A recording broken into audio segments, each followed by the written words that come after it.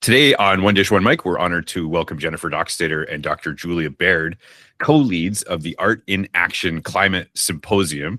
Jennifer brings a deep Indigenous knowledge, community leadership, and a powerful research background, while Dr. Baird is a leading environmental scholar helping to shape how Niagara understands sustainability. Together, they're building a space where science, Indigenous knowledge, art, and community meet to tackle our climate future. The Art in Action Climate Symposium is a full-day event on January 31st at the First Ontario Performing Arts Centre in St. Catharines. Thank you for joining us, Jennifer and Dr. Julia Baird. How are you both today? How are you today, Jennifer? I'm good. Boy, you make us sound so smart. I believe that you both have a lot to offer. Welcome to the show for the first time ever, Dr. Julia Baird. How are you today? Thank you. I'm so happy to be here, and very happy to be here together with Jennifer today. Okay, perfect. Jennifer, I'll start with you for listeners who are hearing about Art in Action for the first time.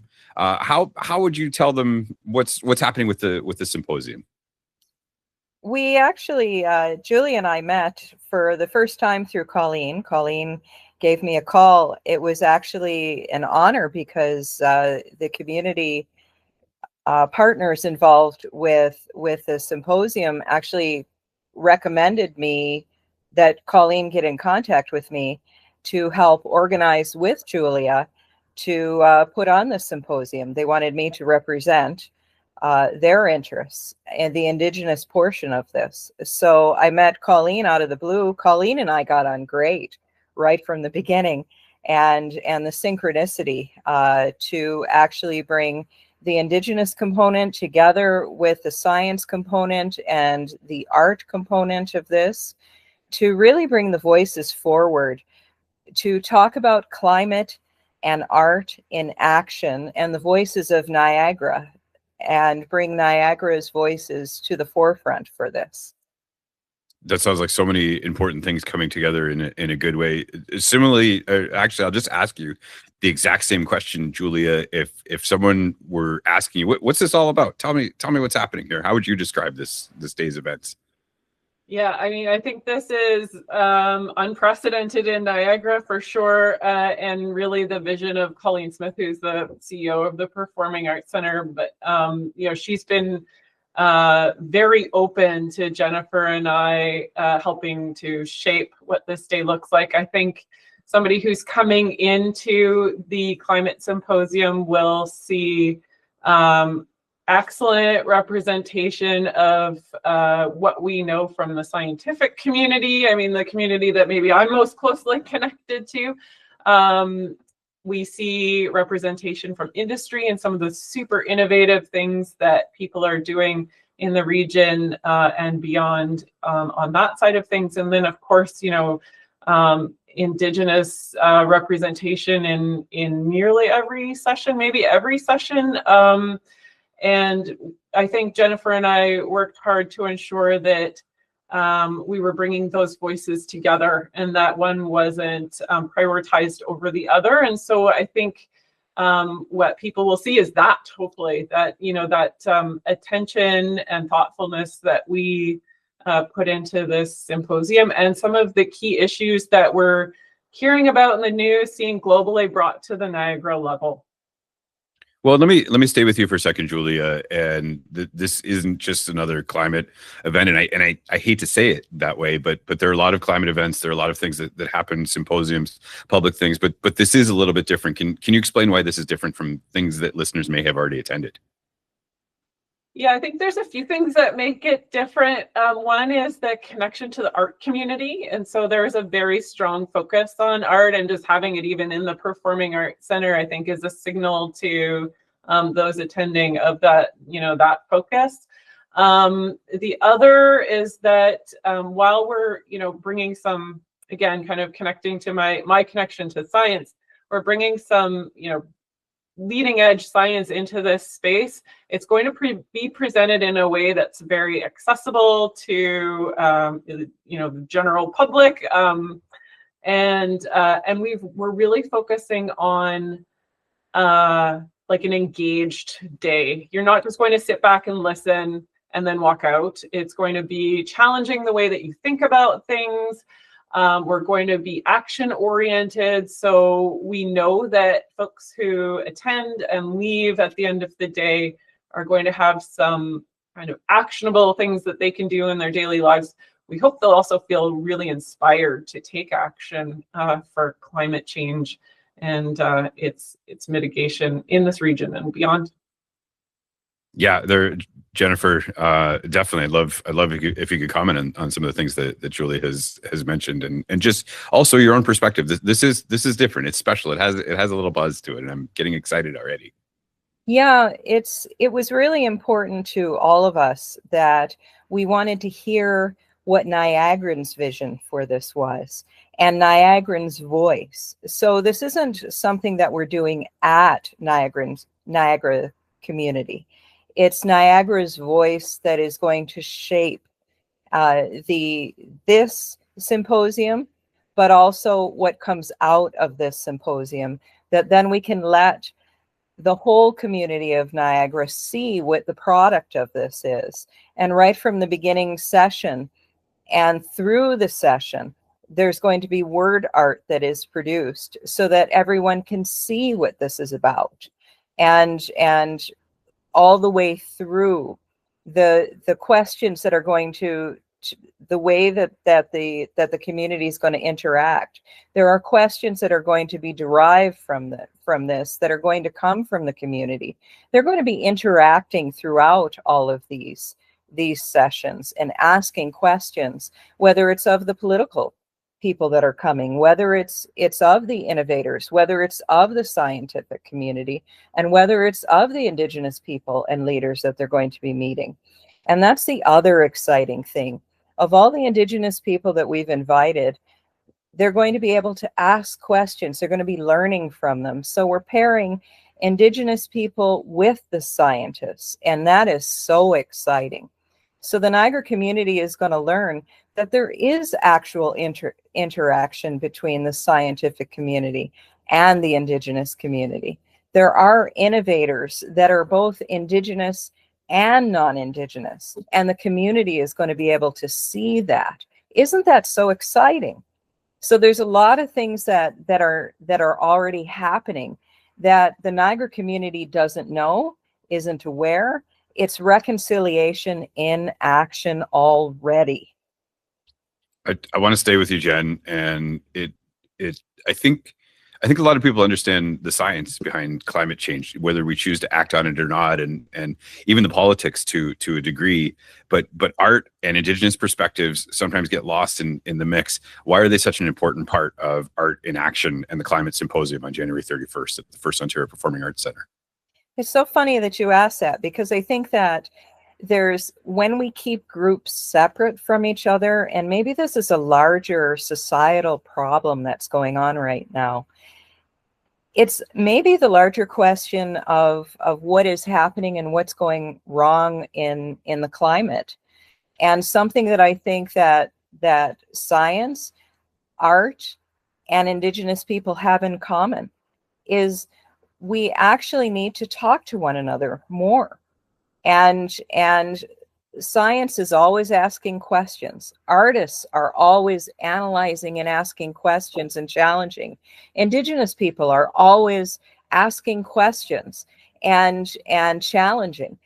All three of these segments of society are always challenging and asking questions. How exciting that we actually get to bring each other all together. We have so much in common. It's so exciting. Art in Action is bringing these three segments of society along with society to bring together and invigorating society, not keeping them separate. Colonization does that. And now we get to show our true strengths when we all come together. Isn't that exciting?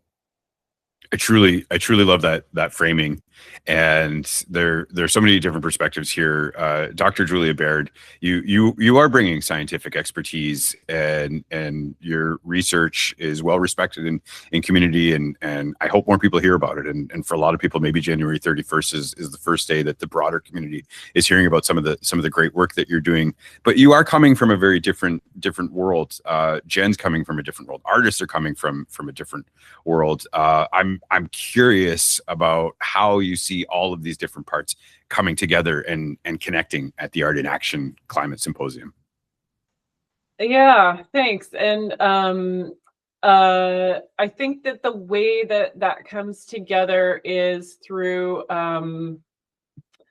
the way that we've designed the panels. We've been very careful about who we've brought in so that we have good representation across multiple perspectives, and then the questions that the moderators are asking, and ensuring that there's lots of time for audience to also engage with with people in all of these sessions. And there's also like a really lovely variety of types of sessions that people can engage in. So if I'm thinking about how the day unfolds, we start with Niagara's vision for the future and what we want our future to look like. And that's going to be a very kind of participatory session where people get to interact with each other and think through, and we'll have a graphic artist supporting that visioning session.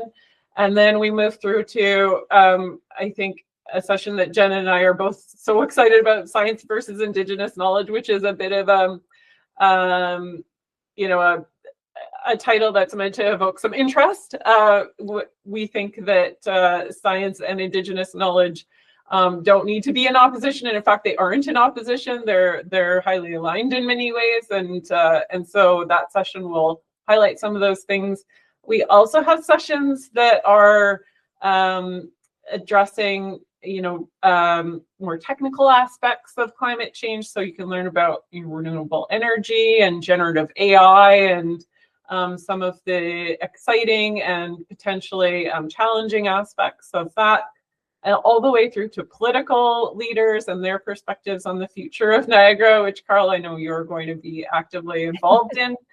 And one of the ones that I think is really critical, and we talked about quite early on when we were planning this, is the eco-emotion session, which is a much more kind of intimate space for people to just have a moment in time to acknowledge some of the challenging emotions, and also maybe some of the opportunities that come with some of the things that they're hearing in the symposium on the 31st, or they feel more generally, and to find that they have a community around them, and there may be others feeling the same way. And we know that that can help support, better kind of processing of some of these things that we're feeling, and they're all valid, emotions that we're feeling, everything from, fear and despair to hope and inspiration. And so, I think the day is designed in such a way that it supports the people who are attending too in learning about the things that they're most interested in, but also caring for them and honoring their perspectives on Niagara and what they want it to look like, and giving them an opportunity to also have conversations with people that they may not otherwise encounter in their daily lives: politicians, scientists, Indigenous thought leaders. So many good parts. Jennifer, I wonder if you could also sort of walk us through some of the highlights of the day, some of the things that you're looking forward to, the makeup of some of the different panels, and what people can expect when they come to this really great event. Again, January 31st at the First Ontario Performing Arts Centre, the Art in Action Symposium, Climate Symposium. Oh, it's been so beautiful to actually go around and talk to some of our people, our Indigenous people, and get them hyped and excited to actually come out and participate. And actually, in the next couple of weeks, the exciting part will be to pull the panel participants together, and so that they meet each other. Not only that, with some of the moderators. So that's where they start to really gel. So now we get our Indigenous participants together with their counterparts from the science and the innovation world, with the moderators, and now we get to see the magic start to happen, the glue that holds them together. And they'll meet each other for the first time, and this is like the preview before the play actually starts. And Julie and I will get to do that together with them and see the vision start to take place. And that's what I'm looking forward to. So I get to see Rick Hill actually meet his scientific counterpart, and that will be fun for me.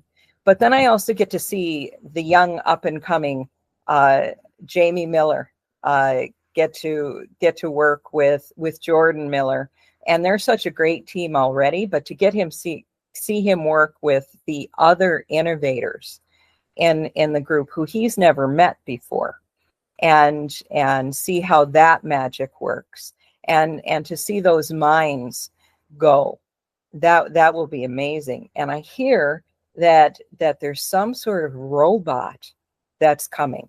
Now, when we see innovation working like that, oh my goodness, I can't wait to see the mind behind the robot. So things like that, Niagara has a lot in store coming for them that they have no idea. But to get people who are behind the water walkers, that's amazing too, because they're going to be on stage with Niagara Peninsula Conservation Authority.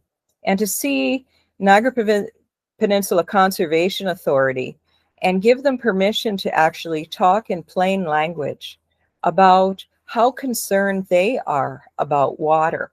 Because sometimes I feel that they're a little too constrained by what they say.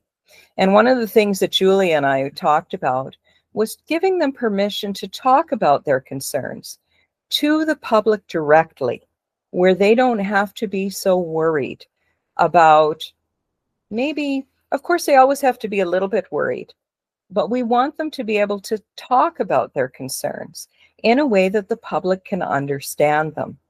Because I know they're worried. I know that they deeply are worried. But they need to be able to explain it so the public can understand. This symposium will give them an opportunity to explain. And that's exciting to me. And then, I don't know, there's just something about having, I believe we have Sante Smith as part of our moderators. Sante Smith isn't just a fabulous dancer. She's an incredible speaker. And you and I both know that, Carl. She's an incredible, thoughtful, beautiful speaker. And so having her also be able to moderate a session, I can't wait till people actually see her speak. They think she can dance. She's also a fabulous speaker. So I think we're incredibly lucky with this symposium to get the full range of artistry woven through all of this. Dr. Julia Baird, Jennifer Dockstader, I'm enjoying you outlining the day and what to expect. I'm going to ask you each the same question. I think that there are personal reasons that we're drawn into climate change being an issue that's important to us. It is. I mean, you've laid out such a good day, and I can tell from each of you that you have so much passion for the work that you're doing. But listeners may not know why this is personally important to you. What drives you? This surely didn't start with the climate symposium. This is something you've been both doing for your entire lives. But what motivates you to want to do this work personally? Jennifer, I'll ask you first. I have a responsibility to the faces yet to come. And I have a responsibility to the faces that are here. I probably won't see the worst of what's to come, but I'm certainly leaving a legacy for my son. And I'm certainly leaving a legacy to my grandchildren who are yet to come. I'm leaving a legacy, and there has been very little that I have a responsibility to leave the world in a better place in which I found it.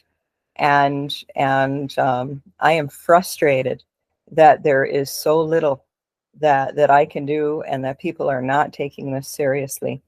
And I'm frustrated with the world that there are not enough people that take this seriously. and I will fight to the end of my days to do what I can to raise awareness for this. And I will continue to. Dr. Julia Baird, what are the stakes like for you? Why are you personally committed to this work? Oh, wow. Jennifer, I feel that so much. And I think similar in some ways. I have a daughter, and she's going to be here a lot longer than I will. And I worry about the world that she's growing up into, and if she has children, what world they live in. And so I share a lot of the same kind of motivations in that way.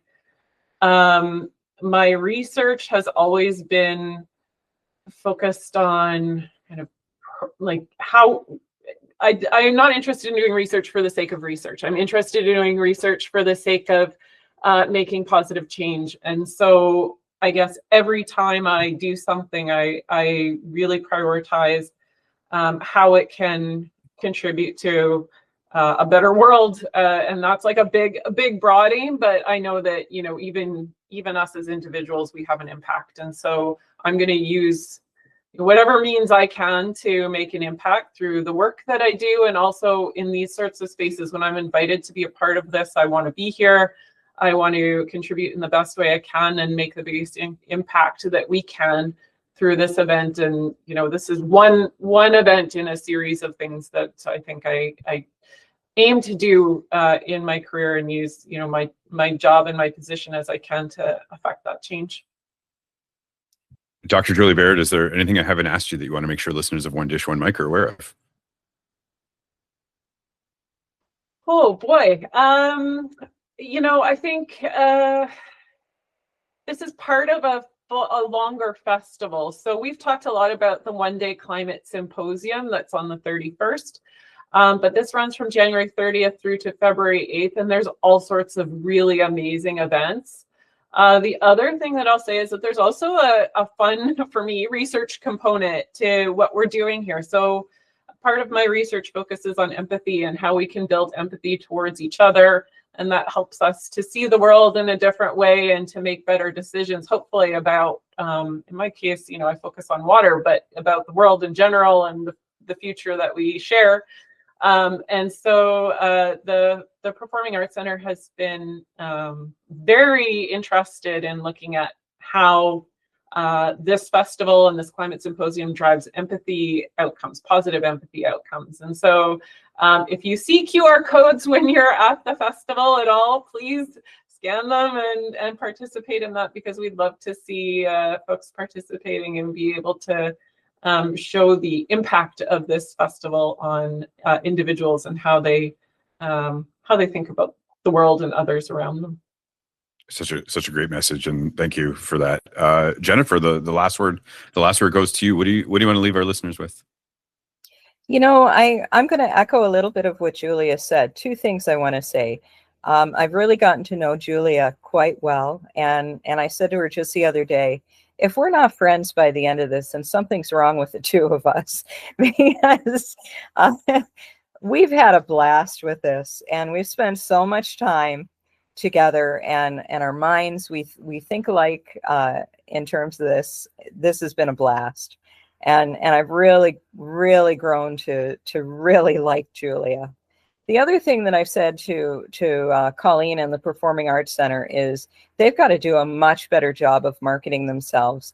They are far better at diverse programming, Indigenous programming, than they're letting the world know. And they're doing a bang up job over there. Are they perfect? No, but they're doing far better with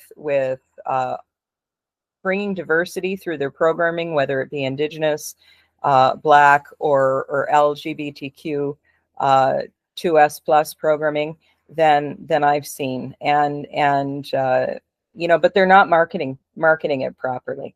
So I want listeners to actually know that Performing Arts Center is doing really a good job. Thank you for your time, Carl. Jennifer, Julia, thank you so much for joining us. Again, the Art in Action Climate Symposium is January 31st, all day long, and it is part of the larger Art in Action Climate week-long event starting January 30th, going to February 8th, all part of the First Ontario Performing Arts Centre. Thank you so much for joining us. Thanks, Carl. Yeah, thank you. Thank you.